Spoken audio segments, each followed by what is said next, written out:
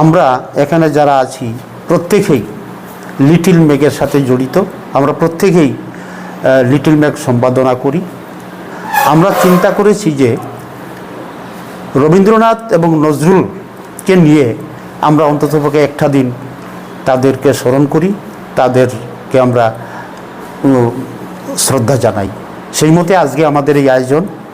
এখানে প্রায় ধর্মনগর এবং ঊনকোটি জেলার মিলিয়ে মোট 15টি লিটল ম্যাগ উদযাপনে অংশগ্রহণ করেছে। তো আজকে আমরা এখানে রবীন্দ্রনাথকে শ্রদ্ধা জানাবো, নজরুলকে শ্রদ্ধা জানাবো, তাদের নিয়ে আমরা আলোচনা করব।